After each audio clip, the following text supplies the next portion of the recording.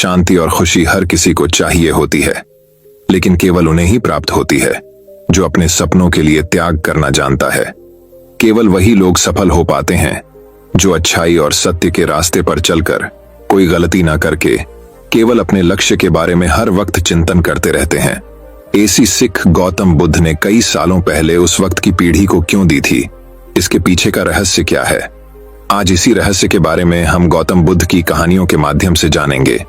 तो बिना देर किए चलिए उन कहानियों की शुरुआत करते हैं।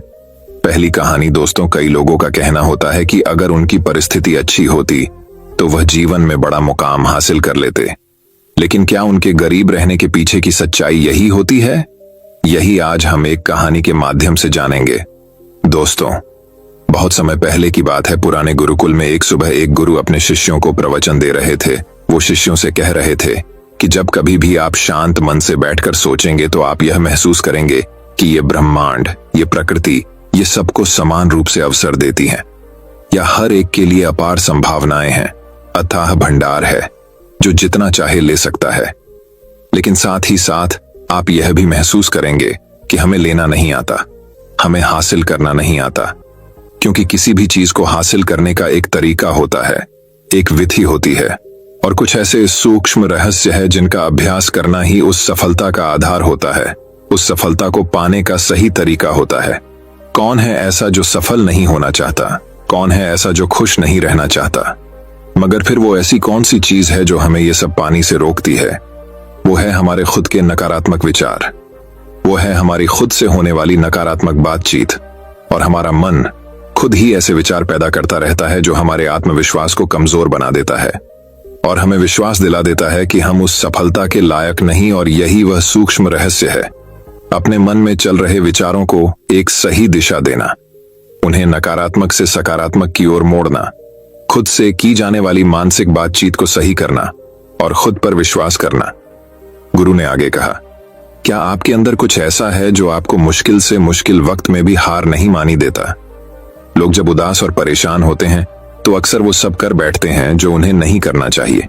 नकारात्मक भावनाओं की वजह से कई बार हमारे अंदर की बुराई बाहर आ जाती है और हम गलत कदम उठा लेते हैं।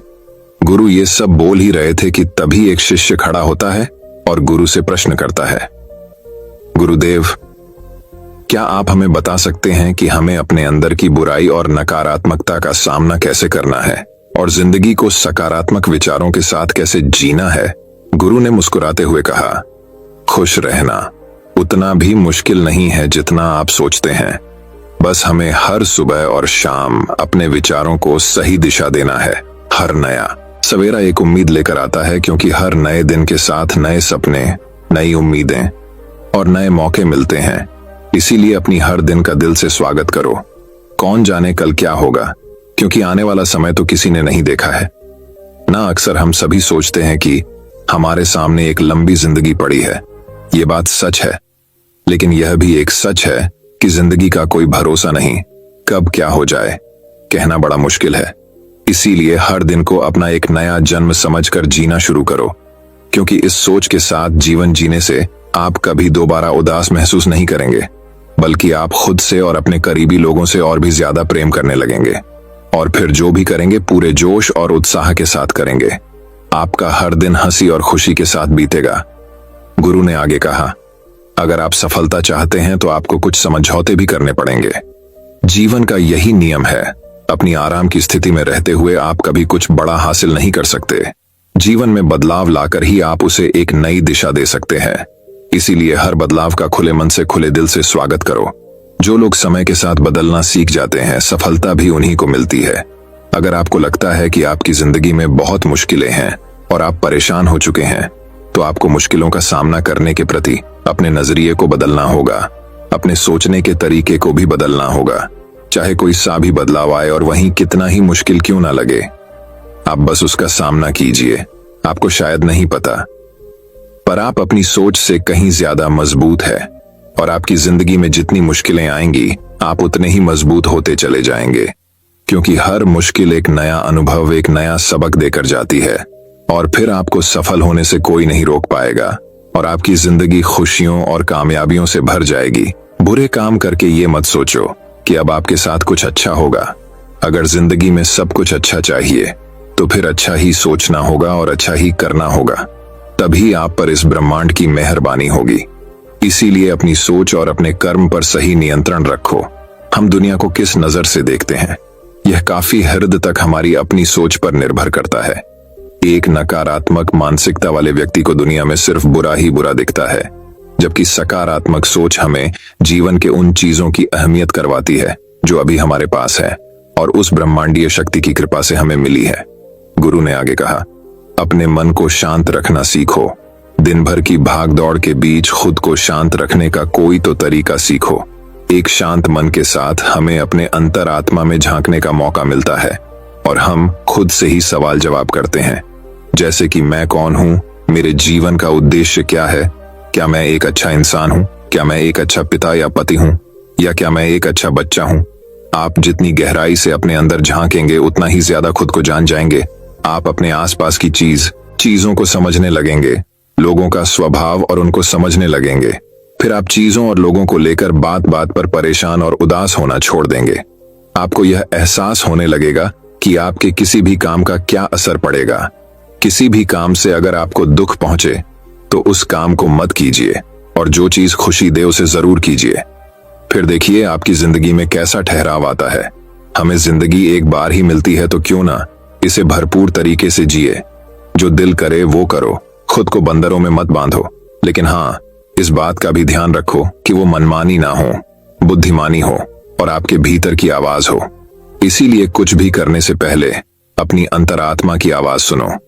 आपके दिल की चाहत कुछ भी हो सकती है, जैसे कोई नया व्यापार शुरू करना, किसी नए शहर में जाकर अपनी किस्मत आजमाना या फिर कुछ महत्वपूर्ण हासिल करना। जो भी आपके दिल में है उसे पाने के लिए कम से कम एक बार अपना संपूर्ण प्रयास जरूर करो। ये मत सोचो कि इसका परिणाम क्या होगा, जो मन में है बस उसे कर डालो। अक्सर हम उधेड़बन में फंस जाते हैं क्योंकि हमारा दिल कुछ कहता है और दिमाग कुछ और, लेकिन प्रयास करने पर ज्यादा से ज्यादा आपके साथ क्या हो सकता है, यही ना कि आपको सफलता नहीं मिलेगी। गुरु ने आगे कहा, लेकिन कम से कम आपको इस बात का पछतावा तो नहीं रहेगा कि आपने कोशिश नहीं की। कुछ ना करने से तो बेहतर है कि हम उस काम को करके उसमें असफल हो जाएं। गुरु ने आगे कहा, आपकी अंतरात्मा आपकी भलाई चाहती है। इसकी आवाज को कभी भी नजरअंदाज मत करो, क्योंकि अंदर से आने वाली आवाज ही हमें सफलता के रास्ते पर ले जाती है। जब भी आप कुछ गलत सोचते हैं या करते हैं तो सबसे पहले अंदर की आवाज ही आपको टोकती है, गलत करने से रोकती है। कभी सोचा है ऐसा क्यों? क्योंकि ये हमेशा हमारा भला चाहती है। यही तो ऊपर वाले का दिया हुआ सबसे अनमोल उपहार है हमारे पास, जिसे हम समझ या बुद्धिमत्ता कहते हैं। अगर जिंदगी की खूबसूरती को समझना है तो अपने अंदर झांक कर देखो। ये देखो कि तुम्हारे पास क्या क्या है और तुमने अपने जीवन में कितना कुछ हासिल किया है।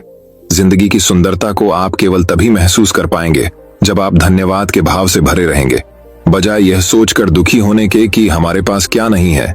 यह सोचकर खुश रहो कि हमारे पास कितना कुछ है और इसी संतोष की भावना और शांत मन के साथ अपना प्रयास जारी रखो। इतना कहने के बाद गुरु कुछ देर के लिए मौन रहे और फिर कहना शुरू किया, क्या आप जानते हैं शब्द तलवार से ज्यादा ताकतवर होते हैं, इसीलिए शब्दों का उपयोग सोच समझकर करना होता है। ऐसी बात करने से बचो जो किसी दूसरे को बुरी लगे। साफ और स्पष्ट राय रखना अच्छी बात है, लेकिन किसी को ऐसी बात मत बोलो जो उसे अंदर तक चुभ जाए। सच भी तो सभ्यता के साथ कहा जा सकता है ना। अगर आप क्रोध में हैं तब भी किसी को उल्टा सीधा कहने से बचो, कहीं ऐसा ना हो कि आपको बाद में पछताना पड़े। बात करते समय अपनी आवाज में नमी रखो। जहां तक हो सके साफ बात कहो, लेकिन प्रेम से कहो। एक अच्छा इंसान बनने के लिए आपको सिर्फ इतना ही करना है। हाँ, लेकिन इन आदतों को अपने स्वभाव का हिस्सा बनाने में समय लगता है, क्योंकि इनका अभ्यास करना पड़ता है। खुद से पूछिए कि क्या आप एक अच्छे इंसान हैं और आपको क्यों लगता है कि आप अच्छे हैं। आपके अंदर ऐसी कौन सी खास बात है? आप दूसरों से किस तरह से पेश आते हैं? ये सवाल आपको अपनी कमियां जानने में मदद करेंगे। शुरुआत में हो सकता है खुद से ऐसे सवाल जवाब करना आपको अजीब लगे, लेकिन खुद से ऐसे सवाल करते रहिए और खुद को विनम्र वो अंदर से शांत रखने का प्रयास करेंगे। अगर एक इंसान के रूप में आपको अपने अंदर सुधार लाना है तो अपनी कमियों को पहचान कर उन्हें दूर करना ही होगा। गुरु ने आगे कहा, दुनिया में प्रेम से बढ़कर कुछ भी नहीं है। प्रेम आपको आबाद भी कर सकता है, और ये आपको बर्बाद भी कर सकता है। हालांकि प्रेम को ना समझना ही बर्बाद करेगा, क्योंकि प्रेम तो बड़ी पवित्र चीज है। प्रेम ही ईश्वर है। ऐसा कहा जाता है, अपना नियम बना लो कि आपके अंदर सबके लिए प्रेम और करुणा हो। जिससे दिल में प्रेम होता है वहीं दिल आबाद होता है। जितना प्यार आप बांटेंगे उतना ही आपके पास लौट कर आएगा। जिसके दिल में प्रेम और करुणा है वह कभी किसी के साथ बुरा कर ही नहीं सकता। उसके अंदर दूसरों के प्रति बुरी और नकारात्मक भावनाएं आ ही नहीं सकती। असल में प्रेम के अंदर वो ताकत है जो हमें गलत काम करने से रोकती है। गलत काम करके इंसान कभी चैन से नहीं रह सकता। उसके अंदर हमेशा एक डर और पश्चाताप रहता है। गलत काम करना छोड़ दो, फिर देखो आपको इतनी बेहिसाब खुशी और संतुष्टि मिलेगी कि आपकी पूरी जिंदगी चैन से गुजरेगी। जो लोग स्वार्थी और धोखेबाज होते हैं, खुशियां उनसे दूर भागती है। वो चाहे कितना ही खुश रहने का दिखावा कर लें, लेकिन अंदर से वो हमेशा दुखी ही रहते हैं। गंदे काम और गंदे विचार हमें कभी खुश नहीं रहने देते, और जहां खुशी है वहीं प्रेम है। इतना कहने के बाद गुरु ने अपना प्रवचन समाप्त किया और फिर सभी शिष्य अपने अपने दैनिक कार्यों में लग गए। दोस्तों, इस तरह के विचार अपने दिमाग को देने से और विचारों को सकारात्मक रखने से निश्चित रूप से जिंदगी बदलेगी। तो आइए आप जल्दी से समराइज कर लेते हैं कि हमने इस कहानी में क्या क्या सीखा। इस वीडियो में आपने खुद से की जाने वाली सकारात्मक बातचीत की ताकत के बारे में जाना, और ये भी जाना कि खुद की काबिलियत पर संदेह करना हमें नीचे खींचता है। खुद को हमेशा अपनी खूबियों और अच्छाइयों के बारे में याद दिलाते रहो, क्योंकि इससे हमारा आत्मविश्वास बढ़ता है। इस वीडियो में आपने ये भी सीखा कि हमें अपने अंतर्मन की आवाज भी सुननी चाहिए। हमें अपनी कमियां, अपनी खूबियां और अपने लक्ष्य स्पष्ट रूप से पता होने चाहिए। हमेशा सकारात्मक सोच रखनी है, और यह याद रखिए कि अगर हम ठान लें तो जीवन में कुछ भी असंभव नहीं। आपने इस कहानी में अच्छाई की और एक अच्छा इंसान बनने की अहमियत के बारे में भी जाना। असल में अच्छा होना सफल होने से भी ज्यादा जरूरी है। दुनिया में पहले से ही काफी बुराइयां हैं, और हमारे अंदर की बुराई हमें मानसिक और शारीरिक दोनों तरफ से कमजोर बनाती है। इसीलिए जितना हो सके अपने मन और विचार दोनों पवित्र रखो। अच्छा सोचो, अच्छा करो, और अपने अंदर की बुराई को सिर पर मत उठने दो। ये सब करना हमारे ऊपर ही तो है। जहां भी जाओ लोगों का भला करने का प्रयास करो, क्योंकि इससे जो खुशी मिलती है वो कभी फीकी नहीं पड़ती।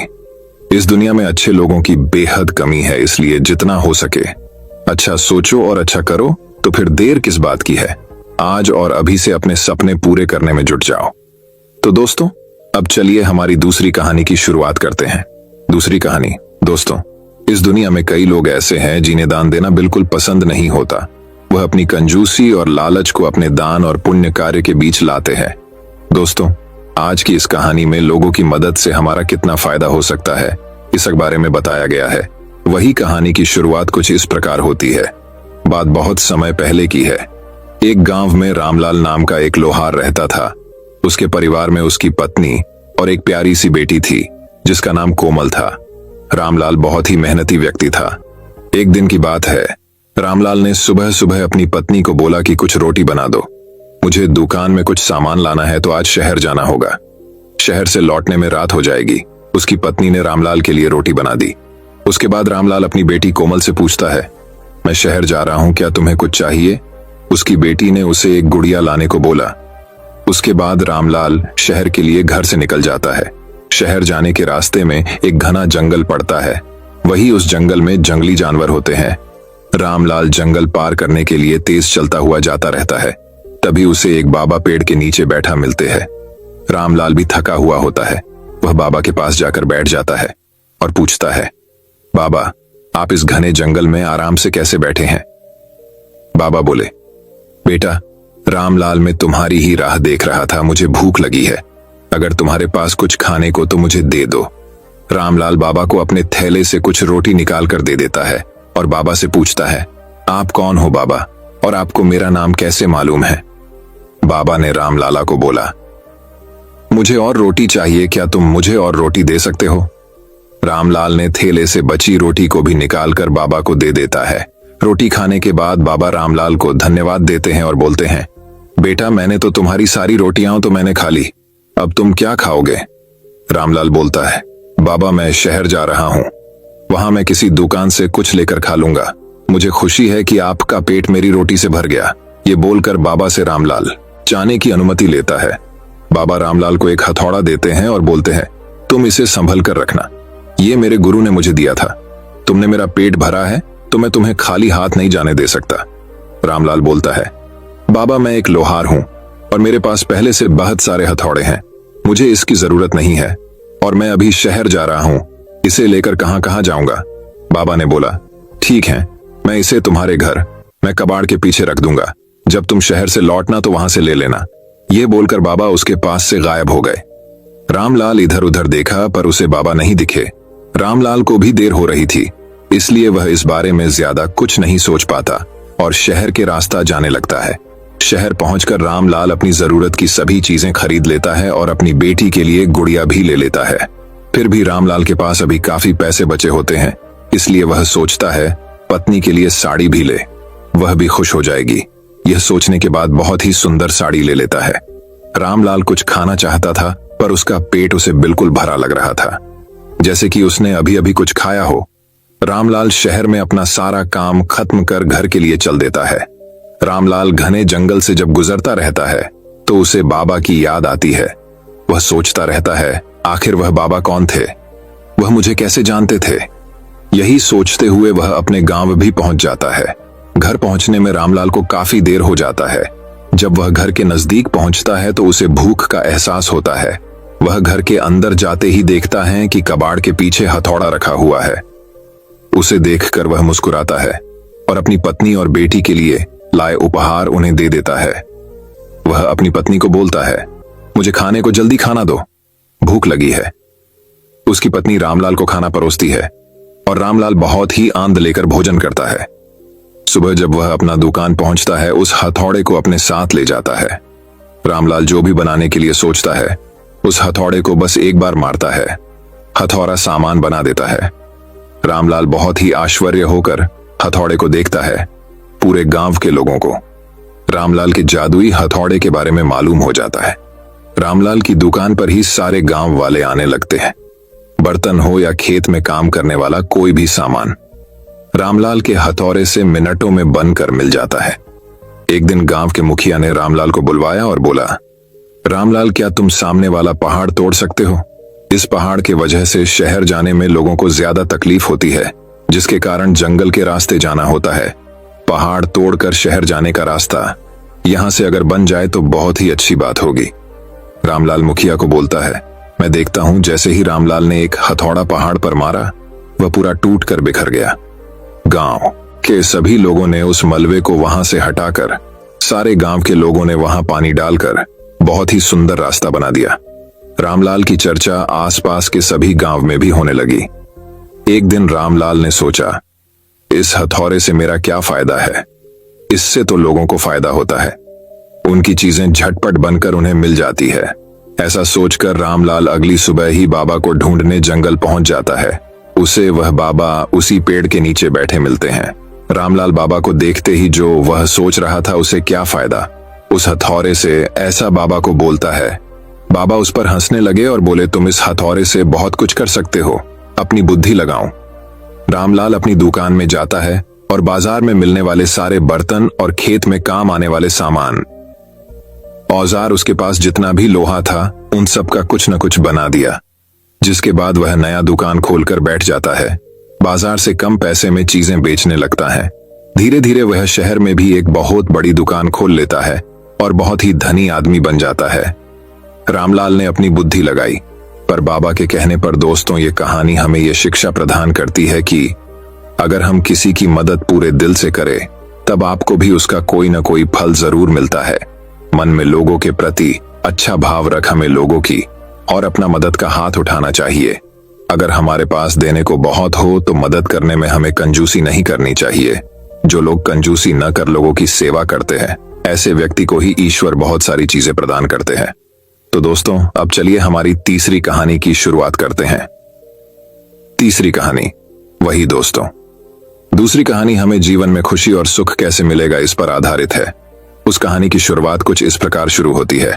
शीतल नगर के मंत्री माधव हमेशा से ही अपने नायाब तरीकों से जवाब देने के लिए जाने जाते थे।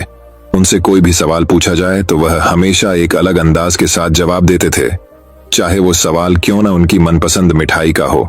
इस कहानी, एक बार की बात है, सर्दियों का मौसम था। एक दोपहर महाराज चंद्रसेन, राजपुरोहित और माधव महल के बागीचे में टहल रहे थे और धूप का आनंद ले रहे थे। महाराज बोले, इस बार बहुत गजब की ठंड पड़ रही है। सालों बाद ऐसी ठंड नहीं पड़ी। ये मौसम तो भरपूर खाने और सेहत बनाने का है। क्यों राजपुरोहित जी, क्या कहते हैं? राजपुरोहित ने जवाब दिया, बिल्कुल सही कह रहे हैं महाराज। आप इस मौसम में मिठा खाना काफी लाभदायक होता है। जैसे ढेर सारे सूखे मेवे, फल और मिठाइयां खाने का मजा ही अलग होता है। मिठाइयों का नाम सुनकर महाराज बोले, यह तो बिल्कुल सही कह रहे हैं आप। वैसे ठंड में कौन कौन सी मिठाइयां खाई जाती हैं? राजपुरोहित बोले, महाराज सूखे मेवों की बनी ढेर सारी मिठाइयां जैसे काजू कतली, बर्फी, हलवा, गुलाब जामुन, ये हमारे शरीर को गर्म रखने में काफी मदद करती है ताकि हमें ठंड छू हाँ सके। ऐसी और भी कई मिठाइयां हैं जो हम ठंड में खा सकते हैं। यह सुनकर महाराज हंसने लगे और माधव की तरफ मुड़कर बोले, आप बताइए माधव, आपको ठंड में कौन सी मिठाई पसंद है? इस पर तेनाली ने जवाब दिया, महाराज, राजपुरोहित जी, आप दोनों रात को मेरे साथ महल के बाहर चलिए, मैं आपको अपनी मनपसंद मिठाई खिला दूंगा। महाराज बोले, आपको जो मिठाई पसंद है हमें बताइए, हम महल में ही बनवा देंगे। माधव बोले, नहीं महाराज, वह मिठाई यहां किसी को बनानी नहीं आएगी। आपको मेरे साथ खाने के लिए बाहर ही चलना होगा। महाराज ने हंसकर कहा, चलिए ठीक है, आज रात को ही खाना खाने के बाद हम आपकी मनपसंद मिठाई खाने आपके साथ चलेंगे। रात को खाना खाने के बाद महाराज और राजपुरोहित ने साधारण कपड़े पहने और चुपचाप महल से निकलकर माधव के साथ चल पड़े। गांव पार करके खेतों में बहुत दूर तक चलने के बाद महाराज बोले, हमें और कितना चलना पड़ेगा माधव? आज तो तुमने हमें थका दिया है। माधव ने उत्तर दिया, बस कुछ ही दूर और है महाराज। जब वो लोग खेतों के बीच पहुंचे तो उन्हें मिठाई की खुशबू आने लगी। महाराज ने बोला, लगता है हम आपकी मनपसंद जगह पहुंच गए। तो माधव मुरुकराया और महाराज और राजपुरोहित को एक खाट पर बैठने को कहा और खुद वो मिठाई लेने चले गए।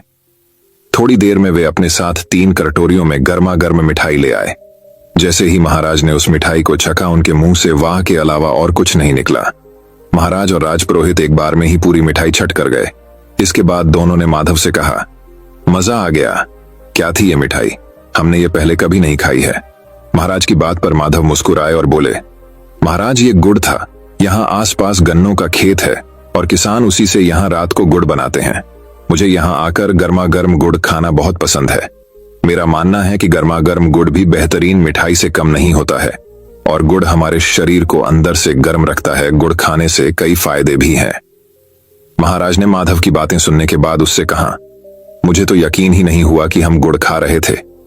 इसी बात पर हमारे लिए एक कटोरी मिठाई और ले आइए। इसके बाद तीनों ने एक एक कटोरी गुड़ और खाई और फिर महल को लौट गए।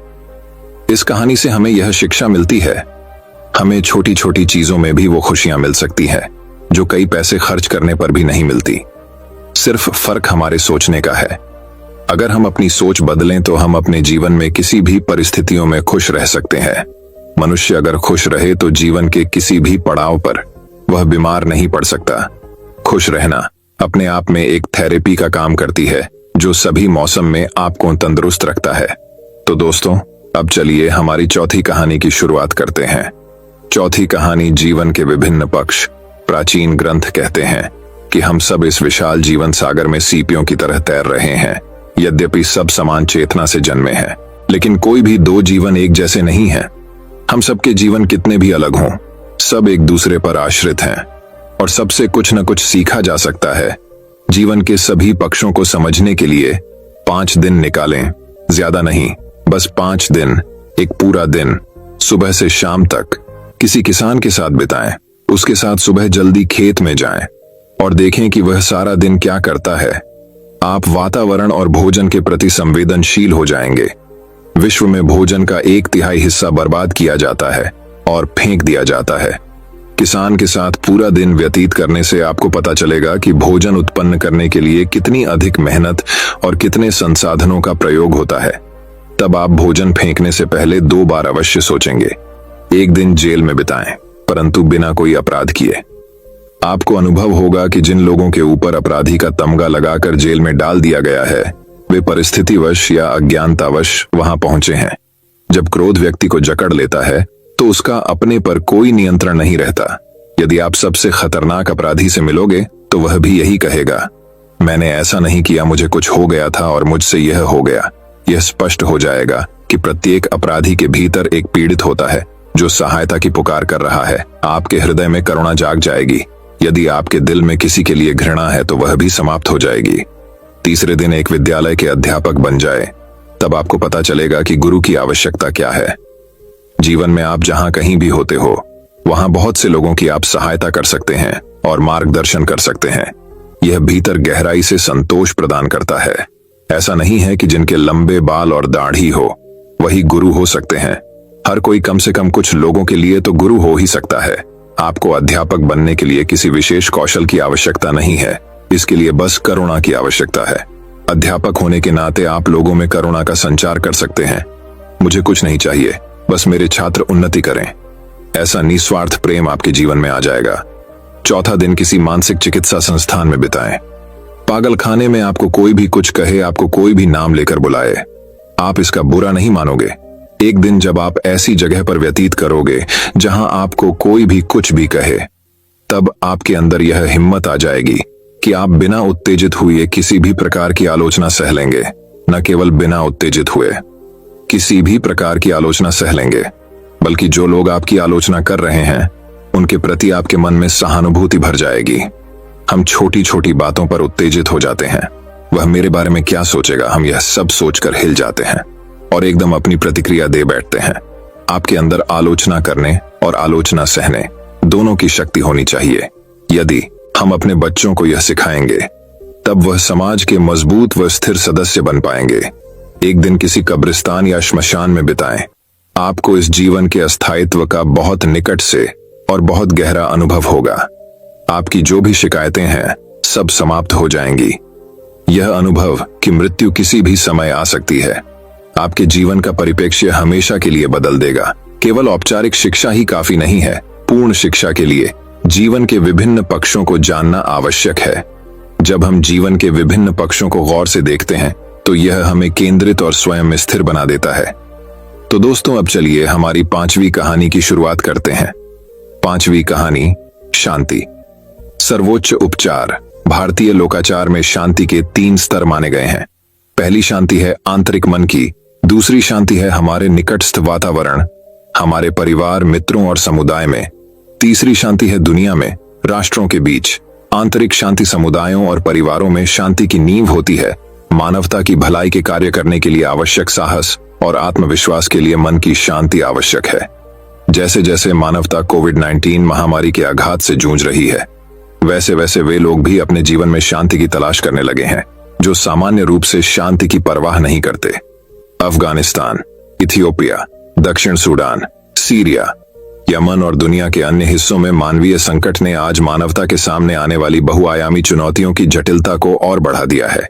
अज्ञानता, चरमपंथी विचारधाराओं और गलत सूचनाओं के अभिशाप का मुकाबला करना समय की मांग है। यह विषाक्त मेल मानव सभ्यता की नींव पर ही संकट बनकर मंडरा रहा है।